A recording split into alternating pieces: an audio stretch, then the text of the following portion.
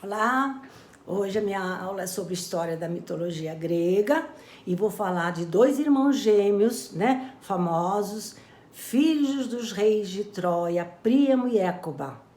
Quem eram? Cassandra e Heleno, eram irmãos gêmeos, tá? Príamo, o rei de Troia, teve várias esposas e muitos filhos, mas com Écuba teve, segundo fontes, 19 ou 20 filhos. Umas fontes falam que ele teve com Écuba 19 filhos e outra fonte fala que teve 20. Bom, eles tiveram Heitor, que foi o chefe, comandante das tropas troianas contra os gregos, porque Príamo já estava muito velho e cedeu, esse poder ao filho.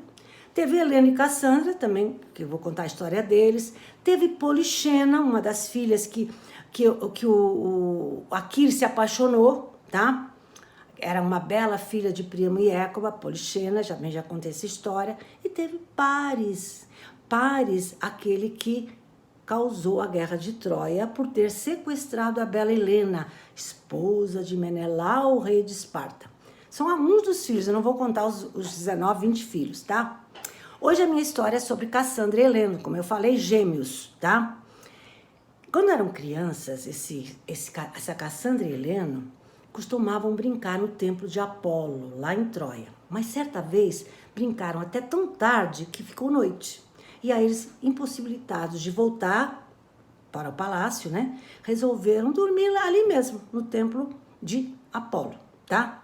Mas, segundo a mitologia grega, enquanto as crianças dormiam, duas serpentes passaram a língua em seus ouvidos. E a partir daí passaram a ouvir as vozes dos deuses, passaram a ser profetas, tá? Bom, primeiro vou falar de Cassandra, depois vou falar de Helena.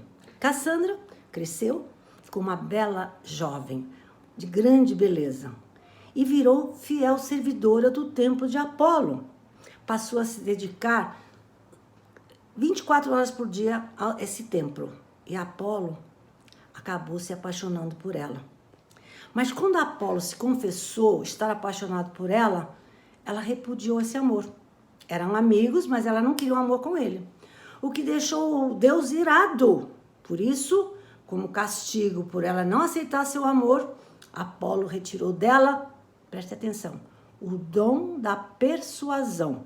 Não tirou o dom da profecia, mas da persuasão. O que quer dizer isso? A partir daí, ninguém acreditaria em suas profecias, passando a considerá-la louca. E quando ela tentava alertar alguém, era constantemente ridicularizada, tá? E foi o mesmo que aconteceu quando tentou alertar os troianos, seus compatriotas, de uma grande catástrofe que ia acontecer em Troia. A grande desgraça estava se aproximando pelas mãos dos gregos. Ninguém acreditou. Acharam que ela era louca, ridícula.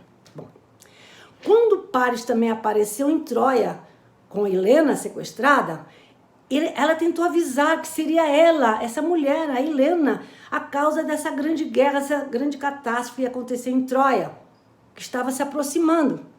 Mas ninguém acreditou. E também quando viu nas portas de Troia o famoso cavalo de pau, lembra o cavalo de Troia? Enviado como um suposto presente dos gregos, ela alertou o pai, o rei Príamo, alertou o irmão, Heitor, para destruísse esse cavalo que não era presente de coisa nenhuma. Mas ninguém acreditou, porque acharam que ela era louca e ridícula. Bom, a guerra de Troia, todo mundo sabe, durou 10 anos, foi entre gregos e troianos, e é descrita em detalhes por Homero em Ilíada, tá? A Ilíada conta a guerra de Troia. Por quê? Porque Ilion quer dizer Troia, significa Troia. Bom, conta-se também que quando Troia estava no auge, enfrentando o auge da guerra, enfrentando os gregos, Cassandra fugiu e se refugiou no templo de Atena. Mas ela é descoberta e violada pelo brutal Ajax. Ajax, um combatente grego, que foi muito importante na guerra, mas ele violou Cassandra. E conta-se também que por ele ter violado Cassandra, a filha dos reis de Troia, ele foi apedrejado quase até a morte pelos próprios gregos, que não acharam que aquilo não era certo, tá? Diz a mitologia que como ele não morreu, né? Quase morreu, mas não morreu, seus navios foram afundados, amando da deusa Atena. Mas também não morreu. Seu fim, segundo a mitologia, segundo uma versão, foi suicídio com sua própria espada, tá? A história de Ajax também é muito bonita, mas um dia eu conto com pormenores, tá? Bom, a Guerra de Troia, como eu já falei 1.000.000 de vezes, durou 10 anos e com a vitória dos gregos, os gregos ganharam, Cassandra foi dada como butim de guerra para Agamenon, chefe das tropas gregas, irmão de Menelau, o marido de Helena. Lembra de Agamenon? Já contei essa história. Ele, quando voltou da guerra, depois de 10 anos, comandar as tropas gregas, ele chegou e foi assassinado pelo amante da mulher, chamado Egisto. É outra história. Bom, então ela foi dada como butim de guerra, a Cassandra. O que é butim? Butim é um conjunto de bens tomados do inimigo quando ele perde o combate. Então, butim é um despojo, né? Perdeu o combate, tem que dar alguma coisa para os vencedores, tá? Vocês lembram da história de Agamenon, o rei de Micenas? Rei de Micenas. Quando chega em sua casa, após a guerra, como eu já falei, ele foi assassinado por Egisto, amante da sua mulher, tá? Cassandra, livre de Agamenon, e Cassandra, livre de Agamenon, porque ele levou como escrava, né? Como amante, como concubina. Mas aí ele morreu, então Cassandra, livre de Agamenon, partiu para Cólquida, onde, com um personagem chamado Zaquintio, fundou uma nova cidade. Cólquida, atual República da Geórgia, que fica entre Europa e Ásia. Limita-se com Rússia e Turquia. A Geórgia era um dos 15 países da União das Repúblicas Socialistas Soviéticas, tá? Que depois ficou independente, tá bom? Quando acabou a União Soviética. Mas é outra história também. Contei sobre a Cassandra, né? Agora eu vou falar sobre Helena, o irmão dela, que também tinha o dom da adivinhação, porque as serpentes, né, lamberam lá a orelha dele. Bom, vou contar algumas curiosidades sobre Helena. A história de Cassandra é mais famosa, né? Está na literatura, eu vou falar. Helena não se fala tanto, mas tem também uma história para contar. Helena também previu a chegada de Paris com Helena, tá? Mas como Cassandra já tinha falado, ninguém acreditava, também não acreditaram nele. E durante a guerra, Paris morreu. Ele morreu, aquele que sequestrou Helena. Então, ele se apaixonou por Helena, o Heleno, e queria casar com ela, mas lhe foi recusado. Ele, assim, muito triste, muito revoltado, porque lhe foi recusada a mão de Helena, retirou-se para o Monte Ida. Onde é que fica o Monte Ida? Em Creta, sul da Grécia, tá?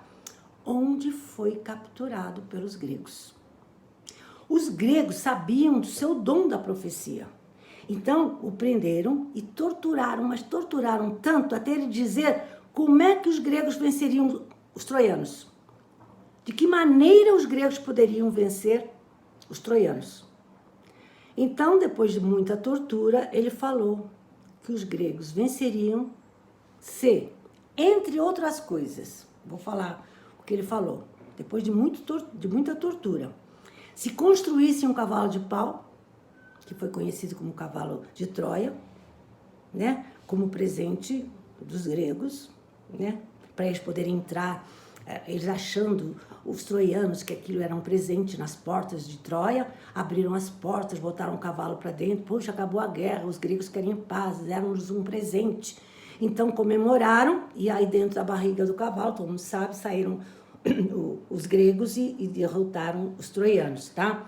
Então ele previu o Heleno se construísse um cavalo de pau, explicou direitinho, eles fizeram isso. Outro detalhe para vencerem a Troia, se Neoptólemo, o filho de Aquiles, também lutasse contra os troianos, fizesse parte das tropas gregas. Então o Heleno, depois dessas duas previsões, foi solto e voltou para a Troia. Mas seus pais, Écuba e Príamo, já tinham morrido, tá? Bom, no final da guerra, ele foi escravizado por Neoptólemo. o filho de Aquiles, tá? Mas ele ganhou sua liberdade e confiança do filho de Aquiles. Sabe por quê? Porque eles iam zarpar num certo dia e ele profetizou que uma terrível tempestade acabaria com todos os seus barcos se eles fossem naquele dia para o mar. E realmente ele acreditou, porque sabia da fama de Heleno, e não foi. E realmente houve uma grande tempestade que destruiu muitas embarcações de outros navegantes. Então, a partir daí, ele ficou livre da escravidão e ganhou a confiança de Neoptólemo. Tá, voltando a Cassandra. A história de Cassandra pode ser encontrada no teatro e na literatura, sabia?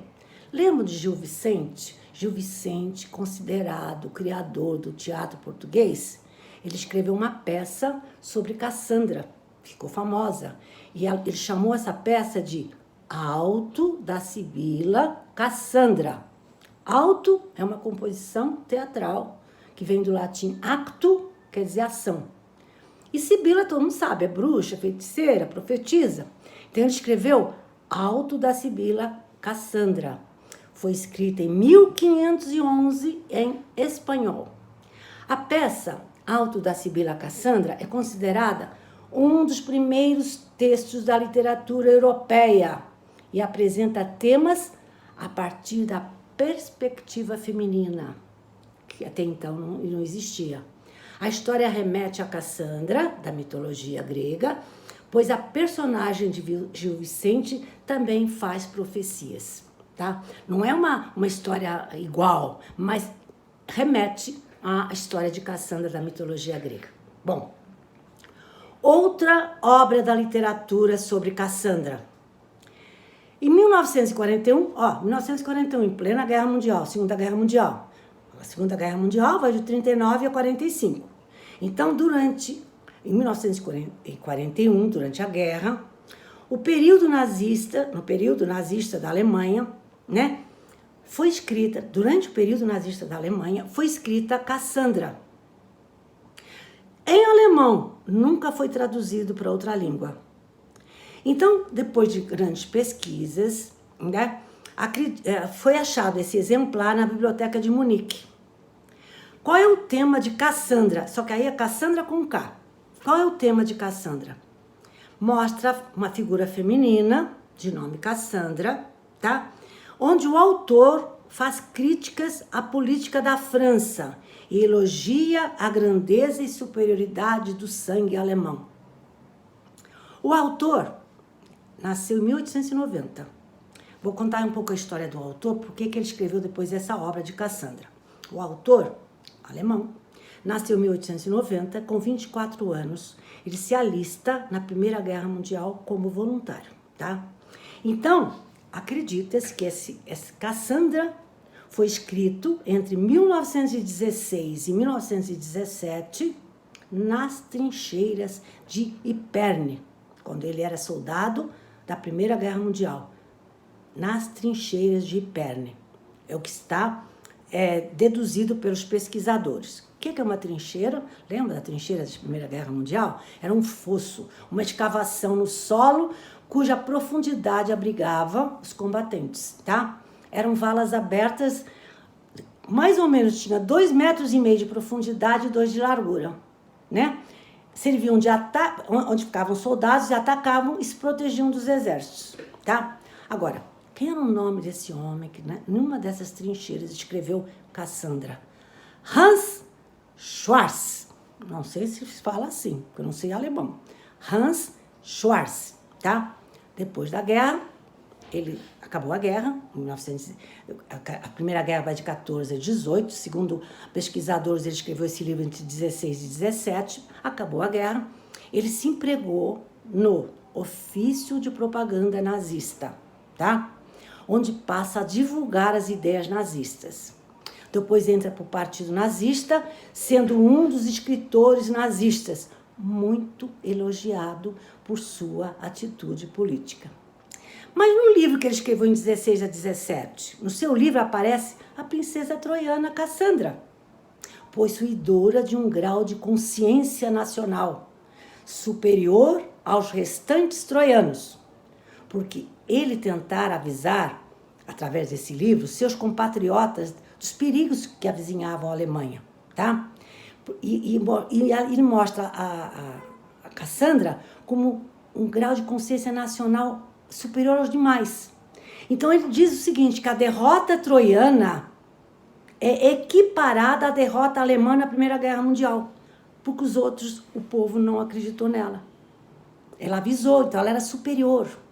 Os troianos alemães eram, segundo ele coloca como os troianos alemães eram fortes, teriam sido traídos pelos troianos fracos. Quem eram os troianos fortes? Cassandra. Quem acredita? Só Cassandra, porque ninguém acreditou nela. Quem eram os troianos fracos? Era Príamo, era Écuba e eram seus irmãos que não acreditaram na Cassandra. Enfim, essa obra foi usada como veículo de ideologia nazista, que pelo povo não acreditar na Cassandra, perdeu a Primeira Guerra Mundial. É um paralelo, né? Bom, para terminar a aula, hoje a aula é mais curtinha, que geralmente sempre mitologia grega é um pouco mais curtinha, eu vou falar duas coisas ainda. Cassandra também está na psicologia, sabia? Porque existe o complexo de Cassandra. Complexo de Cassandra. Tem complexo de Édipo, complexo de Narciso. Bom, o que é complexo de Cassandra? É quando alguém sabe que está prestes a acontecer, avisa, porém ninguém acredita. Esse termo, logicamente, foi baseado na mitologia grega, tá? Você está acometido da síndrome de Cassandra quando você prevê desgraça, mas não consegue modificar o rumo dos acontecimentos porque ninguém acredita em você. Então fica naquele desespero. Isso é o complexo de Cassandra. Outra coisa para finalizar a obra, na Ilíada de Homero, que eu já falei, que fala sobre a guerra de Troia, Cassandra é descrita como a mais linda filha de Príamo.